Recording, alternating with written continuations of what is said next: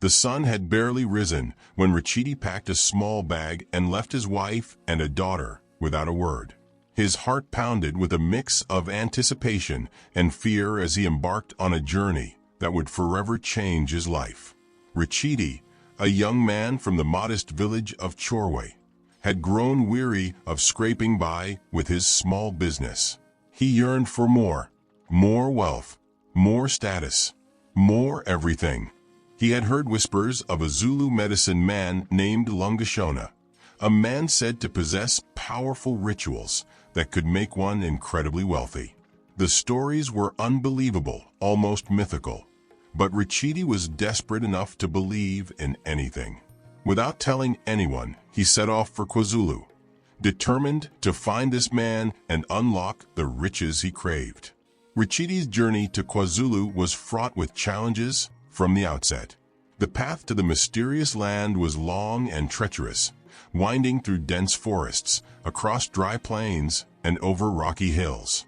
With each step, the weight of his decision pressed down on him, but he pushed forward, driven by the attraction of wealth and the fear of returning home empty-handed. Days turned into weeks as he traveled, encountering strange and often dangerous obstacles along the way. At one point, he was forced to navigate a vast swamp, its murky waters packed with unseen dangers. The air was thick with the unpleasant smell of decay, and every step was a gamble as he struggled to keep his footing on the slippery, moss-covered ground. More than once he slipped, plunging into the cold, decaying water, only to pull himself out again, determined not to be defeated by this dangerous land. He faced wild animals that creep around in the night, their glowing eyes watching him from the shadows. He had to sleep in trees to avoid predators, clutching his bag tightly as the cold winds howled around him. His food supplies dwindled, and there were times when he went hungry, foraging for berries and roots just to survive. But despite the hardships, he pressed on, his mind focused on the promise of untold riches that lay ahead. Finally, after what felt like an eternity, Rachidi arrived in KwaZulu.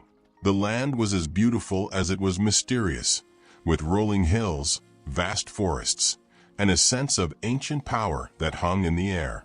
He began asking around for Lashona, but the locals were wary, their eyes filled with fear when they heard the medicine man's name. They spoke in hushed tones, warning him of the dangers that lay ahead. But Rachidi was undiscouraged. One day, as he was making his way through a small village on the outskirts of a dense forest, he met an old man who seemed different from the others. The man's eyes were sharp, his movements deliberate, and when he spoke, his voice carried an air of authority. "You seek Lashona?" the old man asked, his gaze piercing. Rachidi nodded, surprised that the man knew his intentions. "Yes, I need to find him," he replied, his voice steady despite the unease that was beginning to creep into his heart. The old man studied him for a moment before pointing to a distant hill, covered in mist. "He lives beyond that hill, across the forest. The path is not clear, and many who have sought him have never returned. Be careful, young man, for the journey ahead is full of danger." With that, the old man turned and walked away, leaving Rachidi standing there, staring at the mist-covered hill. His heart pounded with a mix of excitement and fear, but he knew there was no turning back now. He had come too far to give up. Rachidi made his way toward the forest, his steps careful as he navigated the rocky terrain. The closer he got, the thicker the mist became, until it enveloped him completely, obscuring his vision and muffling the sounds around him. The forest was spooky and silent, the only sound being the crunch of leaves under his feet. As he ventured deeper into the forest, the path became less clear, often disappearing entirely. The trees grew thicker, their twisted branches forming a canopy that blocked out the light, casting everything in a weird twilight. Shadows danced in the corners of his vision, and he felt as though unseen eyes were watching his every move.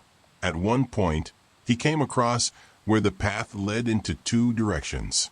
Both directions looked equally threatening, and there was no sign to guide him.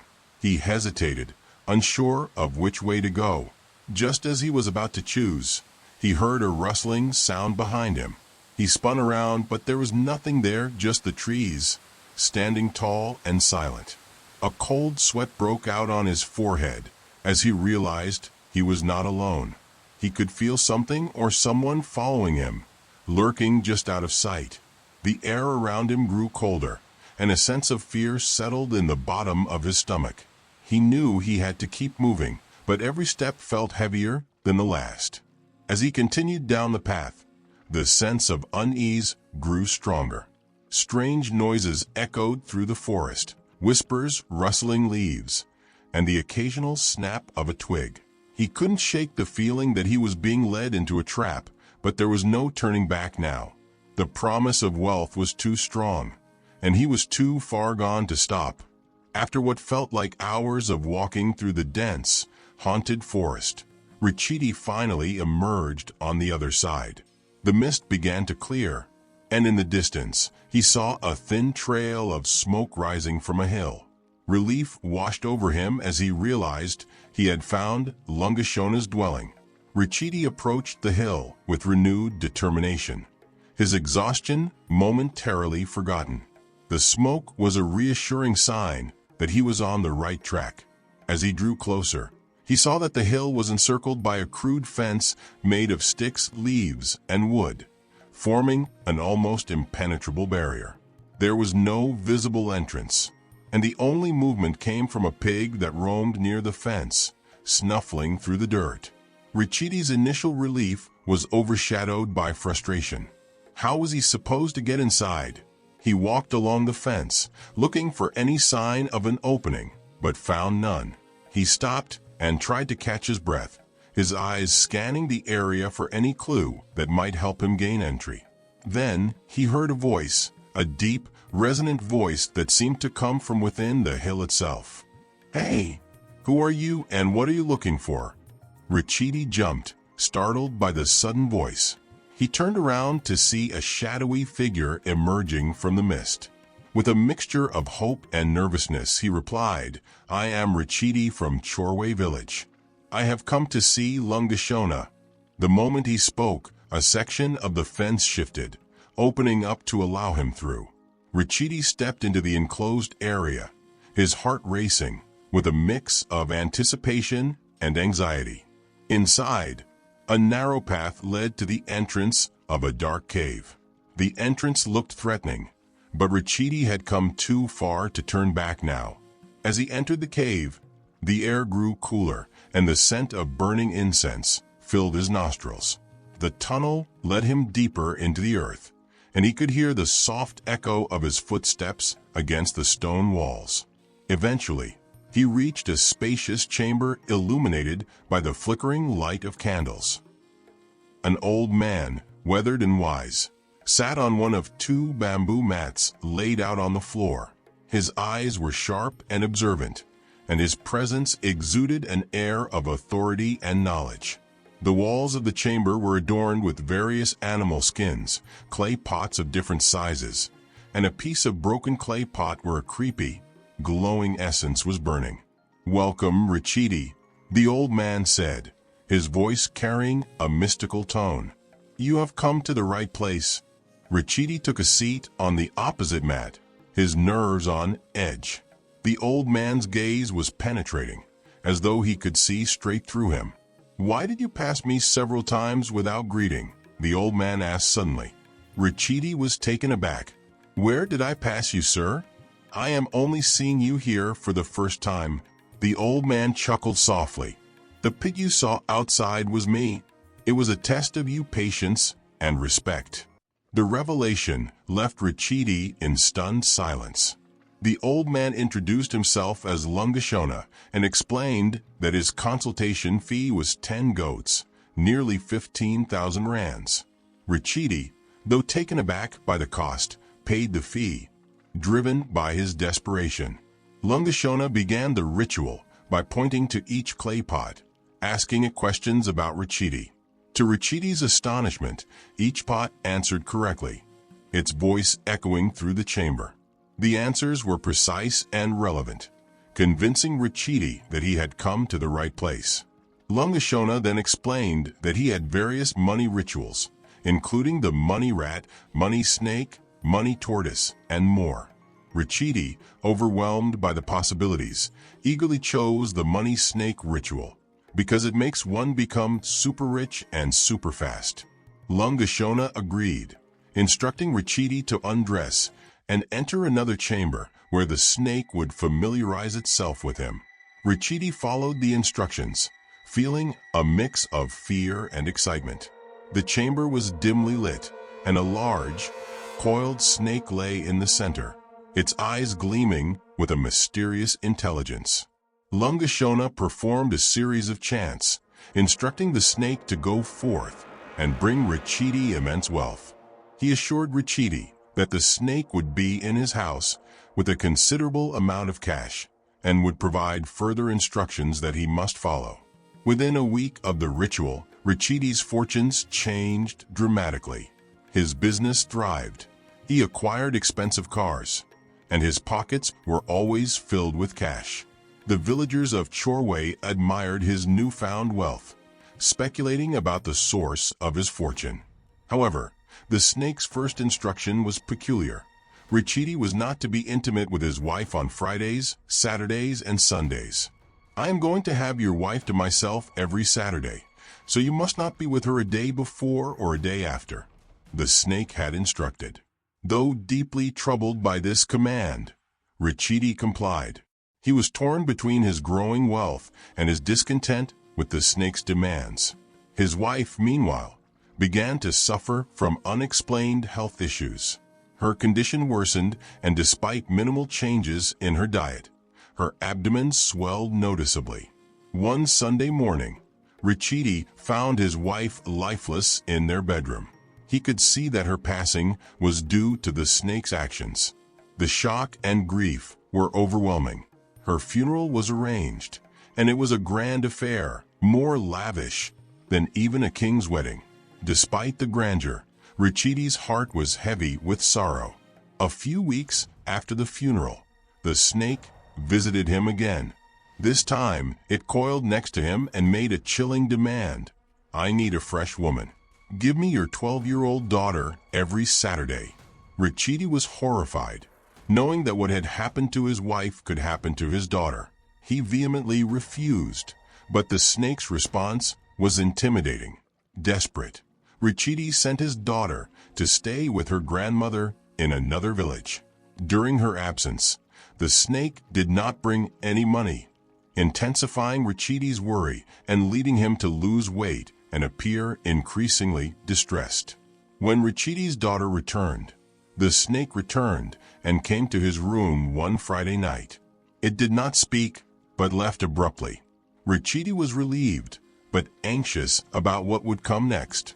On Sunday morning, Richidi found his beloved daughter dead in her bed, with the snake coiled next to her. In a fit of rage and despair, Richidi grabbed a stick and struck the snake multiple times. Despite the severe injuries, the snake's wounds healed almost instantly. The snake's eyes glowed with a cold, predatory light as it hissed. "Now, you are next." Richidi, realizing that the snake's demands were never-ending, sought to end his suffering. He attempted various means to destroy the snake, but nothing worked. He tried burning it, but the flames had no effect. He tried drowning it, but the snake survived. With his wealth now meaningless and his life in ruin, Richidi grew desperate. He sought out old legends and consulted every knowledgeable person he could find, hoping for a solution. Many spoke of a hidden ritual that could break the snake's hold, but warned that it was extremely dangerous. Determined to end the nightmare, Richidi embarked on one last journey. He sought out the most reclusive and powerful traditional healer in Eswatini, someone who had the knowledge and experience to deal with such dark magic. The journey was laborious, involving unsafe terrain and mysterious challenges. Richidi faced spirits and trials that tested his resolve, but his desperation drove him forward. After days of driving, he left the car in the road and started walking on foot. One afternoon, while walking in the forest, he met a figure unlike any he had ever seen. The man was old, with skin as tough as tree bark, and his eyes burned with the intensity of ancient wisdom. This was Tokosa, the traditional healer Richidi had been seeking. Tokosa stood by a small fire, the smoke rising in spirals, carrying with it the weak smell of herbs. He didn't speak as Richidi approached, but there was a knowing look in his eyes. Richidi knelt before him, his body trembling with exhaustion and despair. "Please help me," he pleaded. "I've lost everything, my wife, my daughter, and I fear my own life is next." Tokosa looked at Richidi for a moment, his face unreadable. Then, in a low, gravelly voice, he said, "You have bound yourself to something that does not let go easily. But there is a way, dangerous one, to undo the snake's hold on you. It will require great sacrifice." Richidi's heart pounded. He was willing to do anything. "Tell me what I must do," he urged. Tokosa moved closer to the fire, tossing a handful of powder into the flames. The smoke grew and twisted into strange shapes. "You must face the snake in a final ritual. But this time you must not fight it. Instead, you must let it think it has won. Only then, in its moment of arrogance, will you have a chance to destroy it." Richidi listened intently as Tokosa explained the steps of the ritual. The risk was enormous. If Richidi faltered or failed, the snake would consume him completely, leaving no chance of escape. With Tokosa's guidance, Richidi gathered the necessary ingredients and returned to his village to prepare for the ritual. The night came swiftly, the air heavy with tension. Richidi sat in his garage, the circle of protection drawn around him, the sacred herb burning in a small bowl at his feet. The room filled with a thick, strong smoke that made his head swim, but he forced himself to stay focused. As the ritual reached its climax, the snake appeared. It slithered into the room, its eyes glowing with evil intent. It circled Richidi slowly, hissing softly, as if mocking him. "You cannot escape me," it whispered. "You are mine." Richidi remained still, his heart racing, but his body calm. He began the chant Tokosa had taught him, his voice steady, though every instinct screamed at him to run. The snake recoiled at the sound of the chant, but it didn't retreat. Instead, it lunged at Richidi, fangs bared. At that moment, just as Tokosa had predicted, the snake let its guard down, believing Richidi to be helpless. With a swift motion, Richidi reached into the burning herb and hurled it directly at the snake. The creature let out an ear-piercing scream as the smoke enveloped it, its body twisting in pain. The snake's form twisted and shimmered, becoming less solid, more like a shadow. In its weakened state, Richidi grabbed the sacred dagger Tokosa had given him and plunged it into the snake's head. The snake let out one final hiss before collapsing into a heap on the floor, its body dissolving into nothing but ash. Richidi collapsed to the ground, his chest full of relief and exhaustion. He had done it. The nightmare was over. Richidi was very thankful of Tokosa's help. His life went back to a new normal. One afternoon, coming from his supermarket, he found that the garage door he left open in the morning was closed. He approached carefully and opened the door. And guess what? The same green and yellow snake he killed was coiled in the center of the garage, waiting for him.